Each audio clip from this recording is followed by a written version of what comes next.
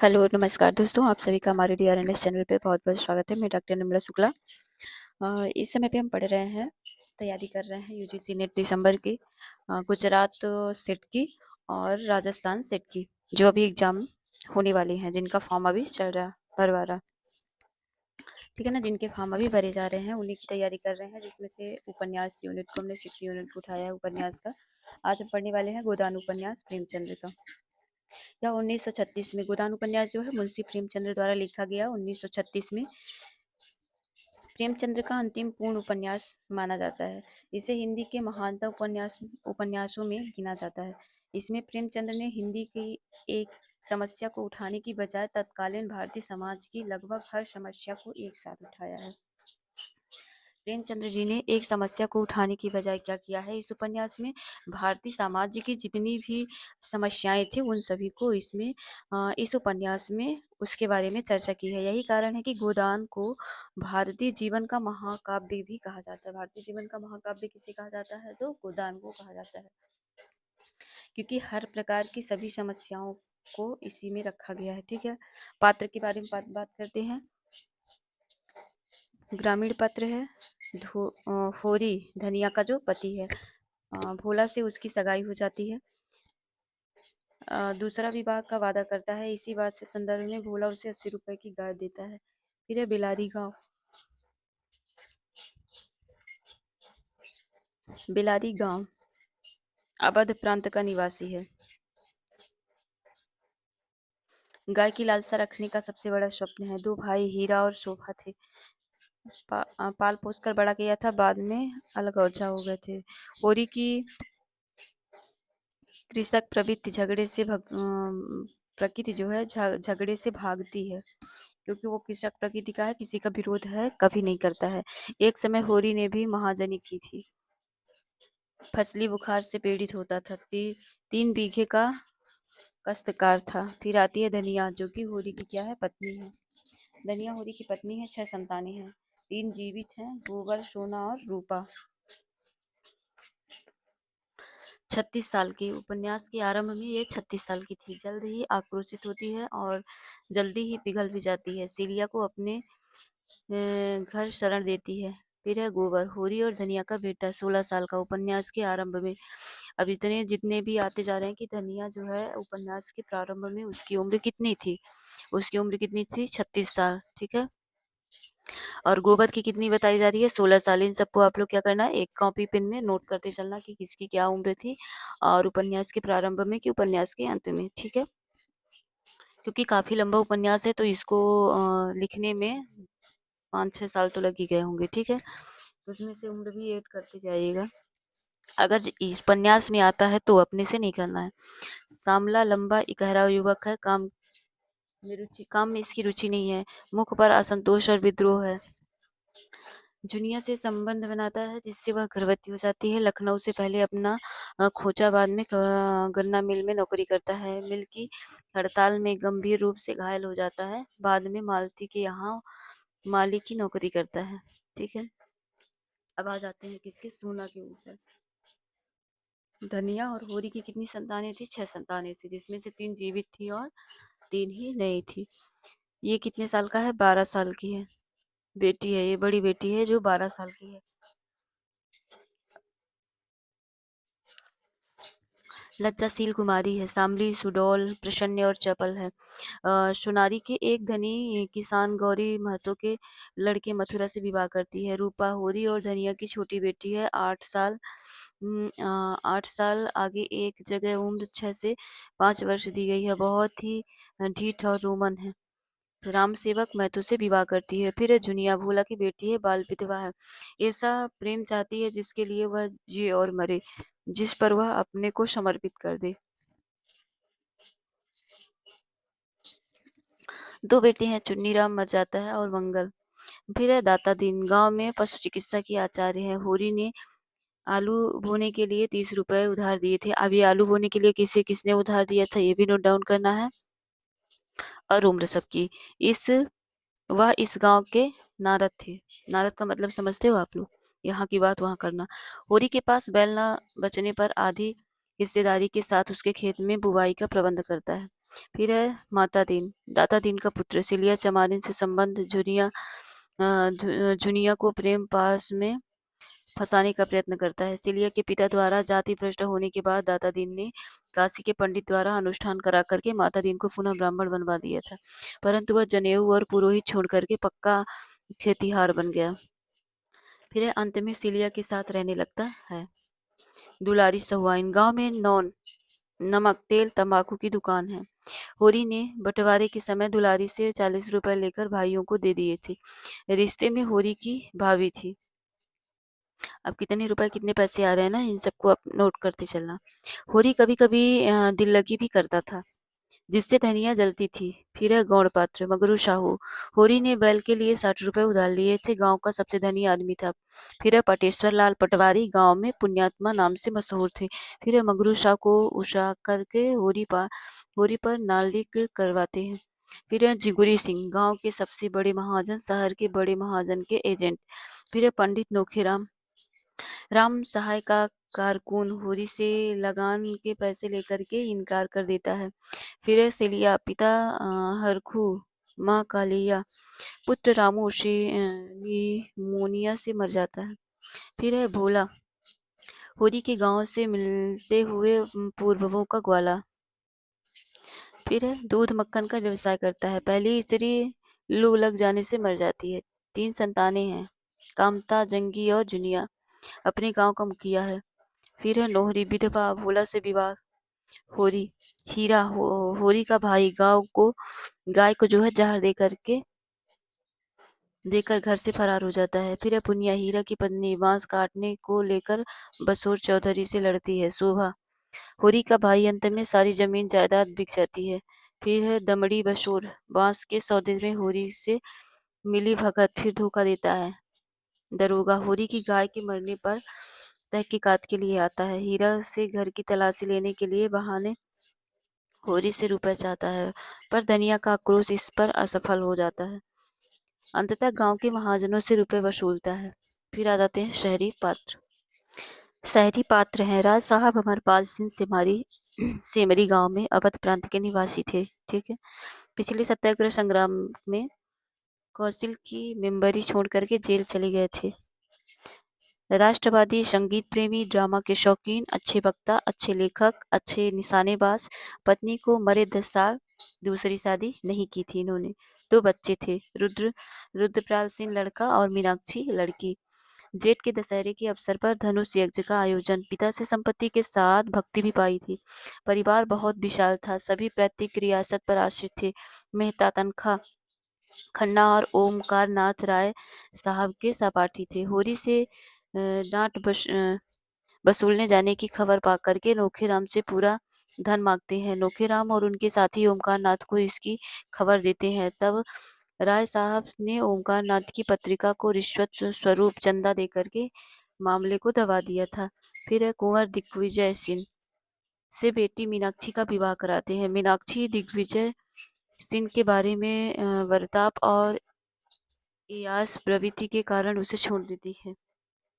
उपन्यास के आखिरी में राजा की पदवी मिलती है। डॉक्टर बी मेहता यूनिवर्सिटी के दर्शन शास्त्र के अध्यापक थे। धनुष यज्ञ के कार्यक्रम में पाठन का स्वरूप धर करके सबको अंकित किया है। बीमेश लीग में भाषण दिया जाता था। फ्रांसीसी अकादमी ने इनकी रचना को शताब्दी की सबसे उत्तम कृति कहा। आत्मसेवा से बड़ा इनका नजर में दूसरा अपराध न था। घर गृहस्थी के मामले में अनाड़ी थी। फिर है मिस मालती, इंग्लैंड से डॉक्टरी पढ़कर आई थी। नवयुग की साक्षात प्रतिमा थी। झिझक संकोच का अभाव, हाजिर जवाब, पुरुष मनोविज्ञानी की अच्छी जानकारी, आमोद प्रमोद को जीवन का तत्व समझने वाली, सुलभ और रिझाने की कला में निपुण थी। राय साहब के यहाँ धनुष यज्ञ के कार्यक्रम में ओमकार नाथ को शराब पिलाने की शर्त स्वीकार कर जीतती है। शिकार के दौरान मेहता से जो है बातें करते हुए मालती उसकी ओर आकर्षित होती है। पिता मिकॉल, 2 छोटी बहनें थी, सरोज और वरदा। बीमेश लीग की संस्थापक थी। नगर कांग्रेस कमेटी की सभा नेगी चुनी जाती है। मिर्जा मुखर्जी, सूफी मुसलमान। बड़े दिल लगी बाजी और बेफिक्र जीव थी। कारोबार चौपट हो जाने पर राय साहब और अन्य मित्रों की मदद से लखनऊ में जूते की दुकान खोली थी। ठीक है ना। कौशल के सदस्य थे, वर्तमान में रहने वाले व्यक्ति थे, शायद शायरी और शराब के शौकीन थे। बुड्ढों की कबड्डी का आयोजन कराते थे। इस कबड्डी में मेहता और खुर्शीद आमने सामने होते थे। खुर्शीद मेहता और खुर्शीद जो थे आमने सामने थे। मिल में मजदूरी घटने करने के विरोध में हड़ताल करवाने वाले संघ के सभापति वेश्याओं के उद्धार के लिए उनकी नाटक मंडली बनाते थे। मिस्टर चंद्र प्रकाश खन्ना बैंक मैनेजर और शक्कर मिल के मैनेजर डायरेक्टर थे। मिस मालती के उपासकों में थे। रिश्ता उनके लिए दुनिया को ठगने का एक साधन थी। मन का स्वीकार नहीं था, मन का संस्कार नहीं था। चीनी मिल में आग लग जाने से कंगाली के हालात आ जाते हैं। फिर है गोविंदी देवी, मिस्टर खन्ना की पत्नी है, कविता लिखने का शौकीन है। मालती से अपने दाम्पत्य जीवन को खतरा महसूस करती है। गौण पात्र हैं ओमकार नाथ, दैनिक पत्र बिजली के संपादक, साहित्य की सेवा का ध्येय, सुख को सिद्धांतों का पुजारी मानते हैं। पत्नी गोमती थी। मिस्टर श्याम बिहारी तनखा वकील, परंतु वकालत न चलने के कारण बीमा कंपनी के दलाल थे।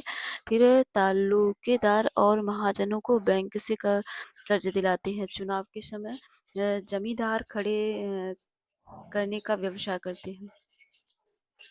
चुनाव के समय उम्मीदवारों को खड़े करने का जो है क्या करते थे, चुनाव व्यवसाय करते थे। राजा सूर्य प्रताप सिंह राय साहब के मुकाबले चुनाव लड़ते हैं और हार जाते हैं। राय साहब के बेटे रुद्रपाल सिंह ने अपनी बेटी का विवाह करना चाहते थे, परंतु रुद्रपाल मालती की बहन सरोज से शादी करके विदेश चला जाता है। फिर है चुईया, लखनऊ में गोवर झुनिया की पड़ोसी है। झुनिया के गर्भ में गोबर की चोट के बाद उसकी मदद करती है।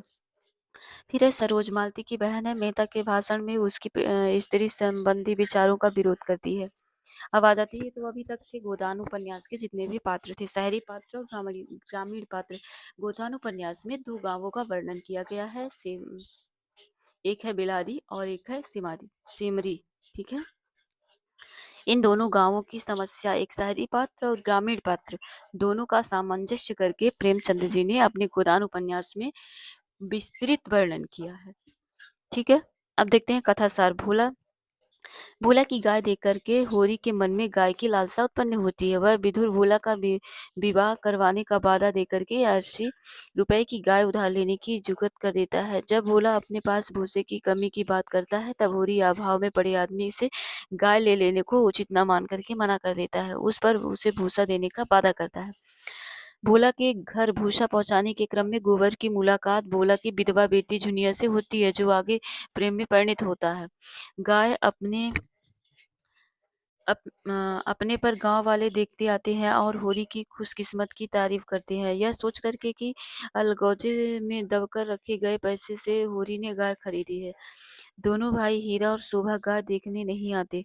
उसे होरी को बड़ा दुख होता है। राय साहब के घर पर दशहरे के उत्सव में धनुष यज्ञ नाटक में होरी जनक के माली का अभिनय करता है। वहां राय साहब, मेहता, ओमकार नाथ, मालती आदि के बीच जमींदारी, विवाह सिद्धांत आदि अन्य मामलों पर बहस होती है। यहाँ मिस मालती एक शर्त के लिए अपनी बातों से ओमकार नाथ को भुलावे में डाल करके शराब पिलवा देती है और 1000 रुपये इनाम लेती है। पाठन के वेब्स में डॉक्टर मेहता आकर के रुपए मांगते हैं और धमकी देते हैं कि रुपए ना मिले तो वे गोली चला देंगे। अंत में होरी वहां प्रवेश करके पाठन को गिरा करके उसकी मूछें उखाड़ लेती है। अगले दिन शिकार पर जाते हैं। 3 टोलियां बनती हैं। मेहता और मालती मेहता के प्रति आकर्षित है, पर मेहता को उसकी ओर कोई आकर्षण नहीं होता। राय साहब और खन्ना, तनखा और मिर्जा खुर्शीद खरीफ की बुवाई से पहले जो है नोखेराम कहलवाता है कि बाकी लागान ना चुकाने वाले खेत में हल नहीं जोत सकेंगे। होरी लगान के लिए साहूकार झिंगुरी सिंह को गाय बेचने को तैयार होता है। उसी रात हीरा द्वारा विष दिए जाने से गाय की मृत्यु हो गई। हीरा घर से भाग जाता है। होरी हीरा की पत्नी पुनिया का भी खेत संभालता है। एक रात 5 महीने का गर्भ लेकर जुनिया एक रात 5 महीने का गर्भ लेकर के झुनिया के घर आ जाती है। गोबर उसे घर चलाने को कहकर लखनऊ भाग जाता है। झुनिया के एक लड़का होता है। गांव की पंचायत होरी पर डांट लगाती है। धनिया पंचायत पर बहुत क्रोध करती है। होरी झिगुरी सिंह के पास मकान रेखन रख करके दंड जो है चुकाता है। गोबर लखनऊ से मिर्जा खुर्शीद के यहाँ नौकरी पर लग जाता है। इधर दंड से जो है सारा अनाज देने के बाद होरी के पास कुछ नहीं बचता है। पुनिया उसकी सहायता करती है। भोला जुनिया और गोबर के प्रकरण से आहत हो होरी से गाय के रुपए मांगता है। न दे पाने पर उसे बैल खींचकर खोल करके वो लोग ले जाते हैं। मालती राजनीति और सामाजिक कार्यों में व्यस्त रहने लगती है। उसके प्रयत्न से मेहता वीमेंस लीग में भाषण देने के दौरान महिलाओं को समान अधिकार की मांग छोड़ करके त्याग, दया, क्षमा अपनाने का सुझाव देता, जो गृहस्थ जीवन के लिए निहायत ही जरूरी था। अगली बुवाई के समय होरी के पास बैल नहीं होते हैं। उसका फायदा उठा करके दाता दीन होरी से साझे में बुवाई करने का प्रस्ताव दे करके होरी को मजबूर के स्तर तक ले जाता है। होरी ईख बेचने जाता है तो मिल मालिक के साथ मिलकर के महाजन सारा रुपया कर्ज के लिए वसूल कर लेता है। उधर गोबर नौकरी छोड़ खोचा चलाने लगता है, जिससे अच्छी आमदनी होती है। वह एक दिन गांव में पहुंचता है। गांव में वह महाजनों की बड़ी बेइज्जती करता है। होली के अवसर पर गांव के मुखिया लोगों की नकल करके अभिनय भी किया जाता है। फलस्वरूप सभी महाजन गोबर पर क्रोधित होते हैं। वहां वहां भोला को मानकर उससे अपने बैल ने आता आता जाता है। वापसी में वह झुनिया को शहर ले जाना चाहता है। इस प्रसंग में धनिया से झगड़ा हो जाता है। माँ के पाँव में सिर तक झुक करके बिल्कुल उदंड और स्वार्थी बन बाल बच्चों को लेकर शहर चला जाता है। राय साहब की कई समस्याएं थी। कन्या का विवाह करना था, अदालत में संपत्ति का मुकदमा लड़ना था और फिर सिर चुनाव भी थे। पैसे की कमी थी, इसीलिए तनखा के पास उधार मांगने के लिए जाते थे। वह जो है मना करता था, तो वे खन्ना के पास जाते हैं। खन्ना पहले आनाकानी करके बाद में कमीशन लेकर पैसे का इंतजाम कर सकने की बात करते हैं। सिलिया माता दीन के अनाज के ढेर से दुलारी सहुआइन को उधार चुकाने के लिए कुछ अनाज दे देती है, तो माता दीन उससे भला बुरा कहता है। सिलिया के बाप हरखू के कहने पर उसके साथी माता दीन के मुंह पर हट्टी ला करके उससे छाती भ्रष्ट कर देते हैं। धनिया सिलिया को अपने घर पर रख लेती है। सोना का विवाह के लिए पैसे की जरूरत थी। सोना को मालूम हुआ कि पिता विवाह के लिए दुलारी से 200 रुपए लाए हैं। इस पर सोना सिलिया को भाभी पति मथुरा के पास भेजती है। ससुराल वाले बिना दहेज से बहू लेने को तैयार हो गए, लेकिन धनिया अपनी मर्यादा बचाने के लिए दहेज देना चाहती है। भोला एक जवान विधवा नोहरी से विवाह करता है। नोहरी की बहू उनसे नहीं पटती, जिस वजह से भोला का पुत्र कामता भोला को घर से निकाल देता है। नोखीराम नोहरी की लालसा से भोला को नौकर रख लेता है। लाला पटेश्वरी साहूकार मगरू शाह को भड़का करके होरी की नई ईख को जो है नीलाम करा देता है। उगाही की उम्मीद न होने से दुलारी होरी को शादी के लिए भी 200 रुपए नहीं देता। इस संकट में नोहरी होरी को रुपए दे करके उबारती। गोबर के शहर वापस लौटने पर उसे पता चलता है कि उससे खोचे की जगह दूसरा आदमी बैठने लगा है। कारोबार में घाटा होता है तो वह मिल में नौकरी कर लेता है। झुनिया को पीटता है, गालियां देता है। चूहिया की सहायता से दुनिया एक बेटे को जन्म देती है। मिल में झगड़ा हो जाने से गोबर घायल हो जाता है। गोबर की सेवा करने के दौरान पति पत्नी में फिर संबंध स्वाभाविक हो जाता है। मिल में आग लग जाने से खन्ना की स्थिति खराब हो जाती है। खन्ना गोविंदी का मनमुटाव मिट जाता है। मेहता से प्रेरित होकर के मालती सेवा व्रत में लगी रहती है। एक दिन मेहता और मालती होरी के गांव से पहुंचकर लोगों से मिलने आते हैं। राय साहब की लड़की की शादी हो जाती है। मुकदमे और चुनाव में भी जीत होती है। वे लीग होम मेंबर भी बन जाते हैं। मालती देखती है कि दूसरों की सेवा करने के कारण ज़्यादा वेतन होने के बावजूद भी मेहता पर कर्ज है। कुर्सी भी आ गई। मालती मेहता को अपने घर लाती है। मालती गोबर को रख लेती है। उसे बेटे की चिकित्सा और सेवा भी करती है। मालती मेहता से विवाह करना स्वीकार करके मृत्यु के रहना पसंद करती है। फिर माता दीनशैया के बालक को प्यार करता है। बालक निमोनिया के कारण मर जाता है। माता दीनशैया के प्रति पुनः आकर्षित हो जाता है। जाति के संबंध तोड़ करके उसके साथ रहने लगता है। होरी की आर्थिक दशा ये है, दिनों दिन गिरती जाती है। दिनों दिन जो है गिरती जाती है। 3 साल तक लगान न चुकाने से नोखेराम वेद खली का दावा करता है। माता दीन से झुकाव पर होरी रूपा की शादी आधेड़ राम सेवक महतो से करके बदले में कुछ रुपए ले लेता है और बेदखली के बच जाता है। गोवर शादी के बाद जूनियर व बच्चे को गांव में छोड़कर लखनऊ चला जाता है। होरी पेते मंगल के लिए गाय देना चाहता है, इसीलिए वह कंकड़ खोदने की मजदूरी करता है। एक दिन हीरा अचानक आ जाता है और होरी से माफी मांगता है। होरी खुश हो जाता है। होरी कंकड़ खोदते समय दोपहर की छुट्टी के समय लेटा रहता है। उसके पैर